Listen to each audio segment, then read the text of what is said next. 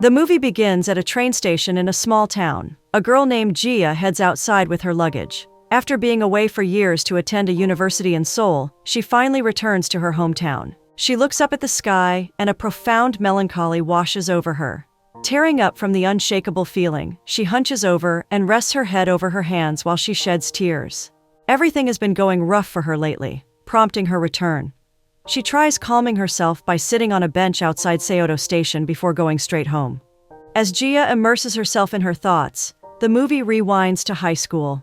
Inside the classroom, the young Gia draws a scene where a guy and a girl hold hands while walking on the train tracks. She looks through the window to see the same guy from her drawing, standing outside near a group of playing teenagers. It appears that he's also looking in her direction.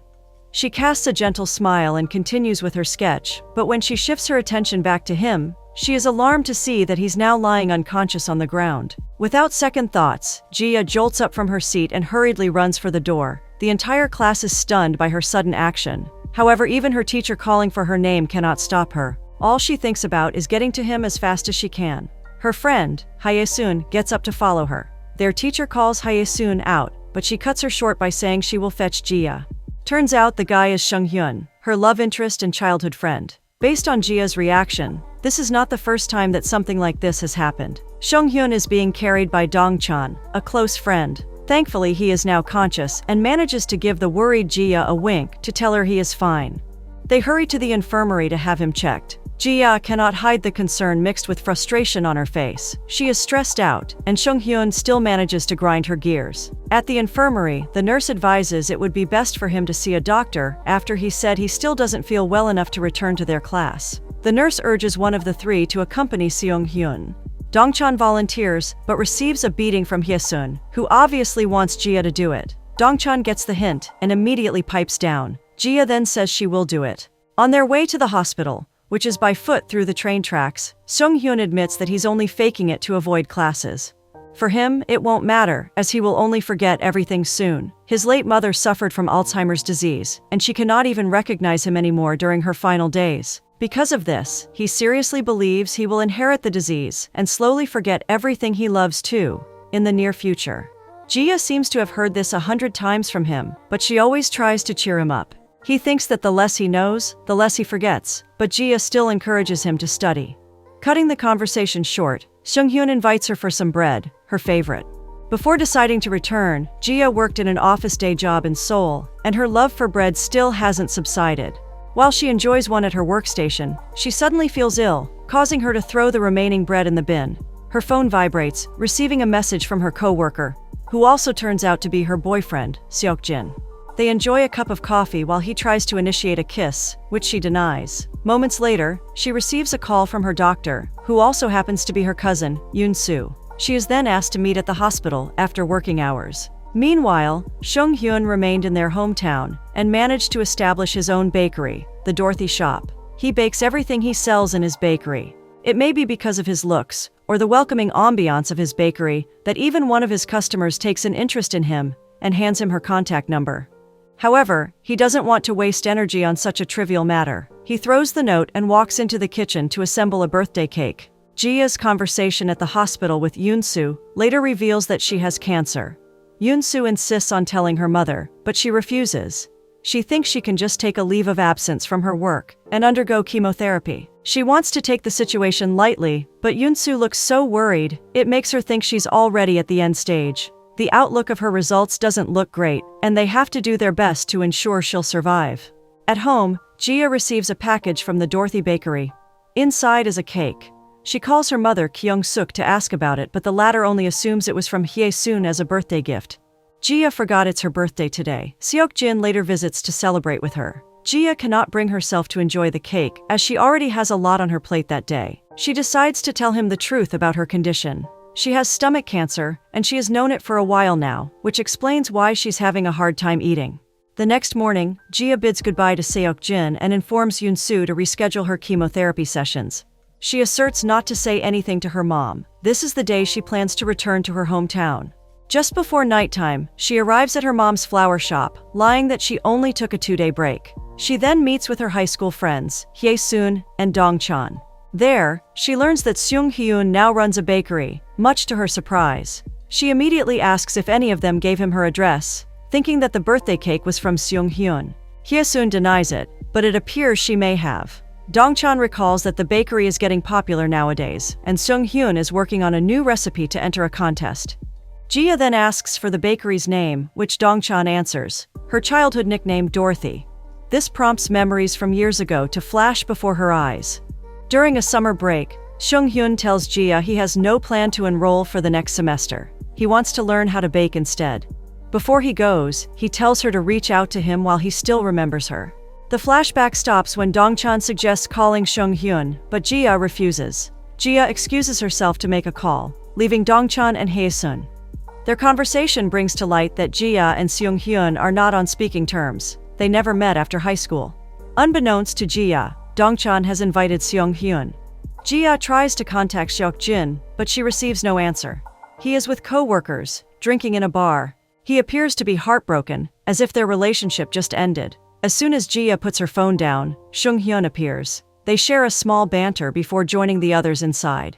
Hye-sun convinces Dong-chan to go outside to give the two some privacy. Jia thanks Shang-hun for the cake. No matter how many years have passed, he still remembers everything about her. Jia tests him, asking random things about her, but Shang-hun manages to answer them. She then bursts out, complaining about how Shang-hun told her not to contact him. This is the reason why they had no communication for the past 7 years. Overwhelmed by emotions, Jia grabs her jacket and attempts to leave but gets frozen on her feet when he tells her he waited until she contacts him, while also trying to remember her. Jia dismisses him and leaves. The next morning, Jia resigns from her job and cuts communication with her boyfriend, now ex. She has decided to spend her remaining days with her mom, who still has no idea about her health condition. She also informs her friends that she's now staying for good except Shang-hun. Dong-chan already did it for her. Later that night, Jia pretends to pass by Shang-hun's bakery. He then invites her to dinner. She asks him about the status of his love life. He tries to lie that he is already dating someone but miserably fails. Jia knows him enough to notice he's lying. She asks if he wants to date her, causing him to choke on his food. Seung-hyun is dumbfounded, nervously asking her what she was saying. He thinks she has gone out of her mind. Although he may seem so in love with the girl in front of her, remembering even the little things about her, he refuses the proposal. He doesn't want to pursue anything. Meanwhile, Kyung-suk receives a call from Yoon-soo, telling her the truth about why Jia returned home. She greets Jia when the latter arrives, her eyes showing she has been crying. She insists they go to the hospital to continue with chemotherapy, but Jia refuses. Jia confesses that she already underwent surgery and chemo 2 years ago, but the cancer recurred. There is nothing much they can do. The cancer cells have spread throughout her body, and chemo would only be useless. They both burst into tears while hugging each other. Jia apologizes for keeping it to herself while Kyung-suk caresses her back, trying to tell her everything is going to be okay. The next day, they decide to visit her late father. On the bus ride home, Jia recounts what happened during her dinner with Shang-hun. She explains that Shang-hun rejected him when she asked him out and also admits that she may have liked him even more back then than she realized. Thinking about what her daughter said, Kyung-suk visits Shang-hun's bakery. She opens up the topic of his dating life and indirectly suggests that he and Jia date each other. Kyung-suk tries to tell him about Jia's condition, but she has to stop herself from bursting into tears. In the end, she decides to say nothing and leaves. Shang-hun is somewhat puzzled by the way she acted. At home, Jia starts to feel ill. Hye-sun, Dong-chan, and Sung-hyun all receive calls, informing them that she has been taken to the hospital. Yet none of them actually knows how bad it is. Seok-jin also learns about the situation and pays her a visit, insisting they go back to Seoul for her chemo. However, Jia wishes to save the remaining time she has left with her loved ones, instead of doing the same procedure again. Both are unaware that Sung-hyun has arrived and is listening on the other side of the curtain. Unable to comprehend what is being said, Sung-hyun walks away with tears forming in his eyes. He returns to his bakery and tries to process everything. He lifts the cake he was using as practice for the upcoming contest and slams it onto one of the ovens. In no time, Jia is released from the hospital and returns to Seoul with her mother to get her remaining stuff. Kyung-suk meets Yoon-soo, who's overseeing Jia's condition. They talk about Jia's treatment plan. She has gotten worse. The only solution they have at hand is to persuade Jia to undergo chemotherapy to prolong her life. It is what Yoon-soo believes they must do. As a mother, Kyung-suk wants to cling on the slightest possibility to save her only daughter. She tries to convince Jia to receive chemo, but Jia has given up on the idea. What she wants is to spend time with the ones she loves. She pleads to go home and bids goodbye to her cousin. Despite their persuasion, Kyung-suk has no choice but to honor her daughter's wishes. To give Jia time to relax, Shang-hun organizes a little getaway with their friends. They are with Shang-hun's brother and his sister-in-law. While strolling on a bridge with Shang-hun in a nearby lake, he confesses that he still likes her and asks her to go out with him. Until now, she is oblivious to the fact that he knows about her health. Dong-chan overhears their conversation and declares to everyone that they are now a couple. At first they feel shy about it, but Shang-hun holds her hand and together they walk back to the cottage to join the others. They start talking about marriage life and how Shang-hun and Jia would become a great married couple. While they are taking a stroll around the neighborhood the following day, Jia admits she was taken aback by Shang-hun's proposal. Shang-hun asks if they can talk about it somewhere, to which Jia agrees. When they arrive, Shang-hun sneaks out behind her back while Jia enters the place decorated with flowers and balloons. There is a huge sign that reads, "Will you marry me?" She thinks they must have been mistaken, but their friends show up, celebrating. Shang-hun then appears again and declares his love for her. He kneels and pulls out a ring while asking her to marry him. Jia is confused. Her demeanor changes. She doesn't know what is going on inside his head. First, he flat out rejected her. Then suddenly, he confessed, and now he's proposing. It feels so rushed for her. But for Shang-hun, the 20 years they have lived knowing each other is enough. Jia stresses that this is the exact reason why they should remain friends. Shang-hun doesn't want to accept her arguments and argues that they are not just friends, that back in high school, they are more than that. He mentioned that they already shared a kiss. This shocks Dong-chan, who is immediately hushed by Hye-sun. He explains how he did not forget her even once, but Jia cuts him off. She admits she did, and her asking him out is merely a joke. Shang-hun mentions that she doesn't have much time left, and that she's scared to be alone, but Jia knows what he's doing is not right. She doesn't want him to do any of that out of pity. She walks out, leaving everyone in shock. To her dismay, Jia rushes home and complains to her mother. She wants to know why Shang-hun is acting like that all of a sudden. She suspects that Kyung-suk told him about her condition and asked him to stay by her side. Kyung-suk argues that they both like each other, and there's nothing wrong with it, but Jia knows she will have to say goodbye soon. It will be hard for Shang-hun. Why does it matter if she will only leave him in the end? Jia cannot help her emotions while trying to explain how she feels. She knows Seong-hyun does not deserve any of that. He's been through so much. He already lost both his parents, and now he's also going to lose the only girl he ever loved. Kyung-suk apologizes. She is also suffering. Her only child has cancer, and she wants to do anything to prolong her life, yet Jia refuses to receive treatment. She bursts into tears as Jia walks out of the room. Outside, Hye-sun breaks down after overhearing the conversation. She had no idea that Jia's condition was that bad. As everything unfolds, Jia spends most of her time alone, contemplating. Seong-hyun visits her, asking for her spare time to talk, but she doesn't have the energy to deal with anyone. She attempts to leave, but he grabs her hand to stop her. She doesn't have much time, but so is he. To further explain what he meant, he brings her to his apartment. The inside is full of post-it notes. The walls, the cabinets, even the fridge. Turns out, Shang-hun has been suffering from the early signs of Alzheimer's disease. He is starting to forget details about his everyday life, about his family and friends, about himself, and most importantly, about Jia. He's keeping tabs through post-it notes to serve as his guide so he won't forget. He pulls out a notebook and shows it to Jia. On every page, every little detail about her is written. Her section and seat number at every grade level ever since they met. He admits he looked at it every day to avoid forgetting. He also explains why he sent the cake. Because it may not take long for him to forget, he sent the cake as his last resort. That may be his last chance. He doesn't want to be a burden for others, so he tries his best to slow down its effects on him. Upon learning the truth, strength leaves Jia's body, and she almost faints. Shang-hyun tells her she can reject his proposal over and over again, but because he can forget about it, he will do it again. Jia doesn't want anything but his happiness, so she apologizes and leaves. She cannot bear seeing him sad anymore, even if it means he will not remember any of it. At home, Kyung-suk notices that Jia looks disconnected. She asks her about Seong-hyun's proposal. Jia cannot bring herself to accept his proposal because she doesn't want to leave him behind. She considers his feelings more than anything. Kyung-suk then explains that it is not just love that is important, it's the understanding of love. Though her husband left her with a young child to raise, she did not even once blame him. Jia thinks her and Shang-hyun's love is a misery. Two people who cannot be together. Two people who are suffering. Kyung-suk assures her that it wasn't their misery that brought them together. As Ji-ah cries, Kyung-suk urges her to accept his proposal.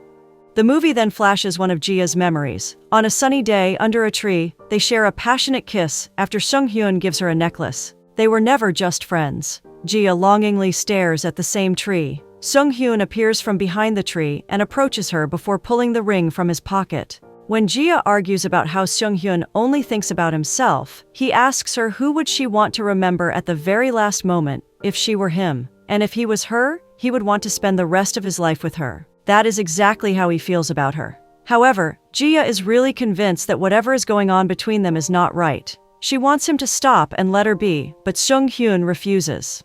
Through words, he explains how he deeply loves her. For him, time will not matter.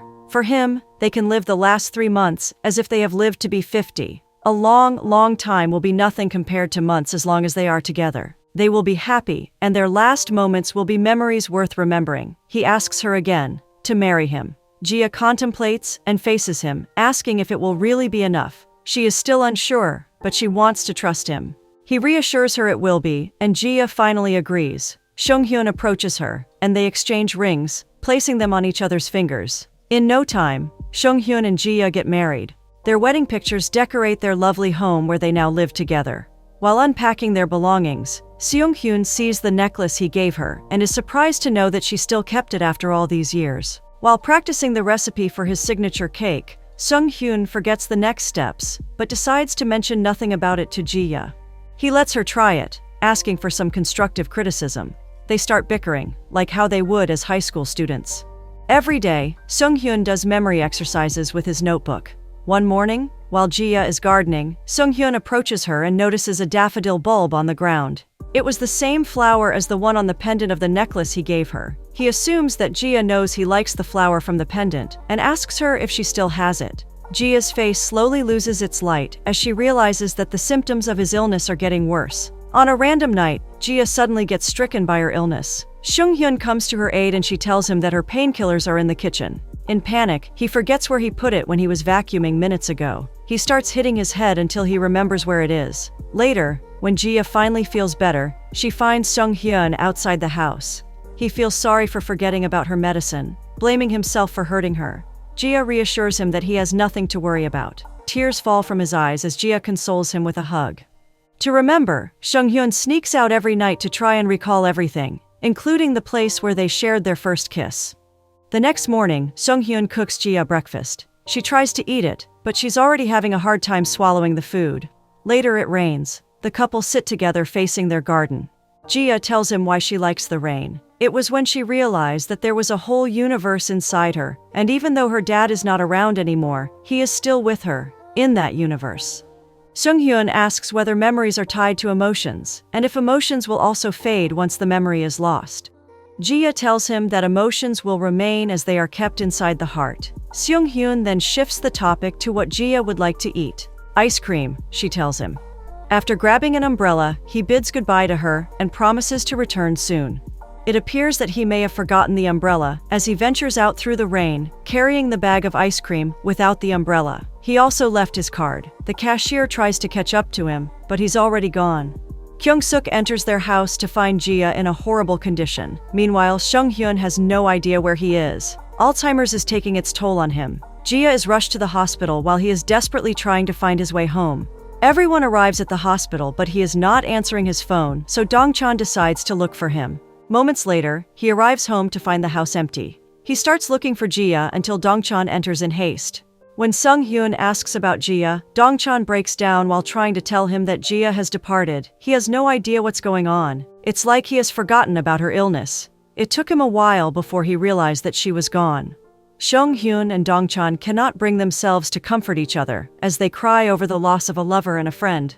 Days after Ji-ah's burial, Seung-hyun rushes to the time capsule he buried next to the tree of their first kiss. It contains the necklace he gave her and a mobile phone. He returns home and watches the clips Ji-ah recorded with the phone. In the clip, Ji-ah reminds him not to fear losing his memory. What's important is him remembering the universe inside him and the moments he ever lived inside that universe. She lives inside that universe now, and the last person she wants to remember is him.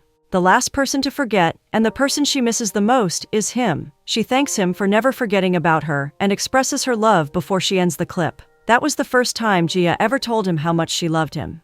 In the end, Shang-hun did not forget about Jia despite his illness and old age. He continues to cherish her, keeping her picture inside the pendant. All those years, he kept Jaya's sketch of them as a reminder of when Jaya first told him when they were young that he was the last memory she wanted to remember and the last to forget.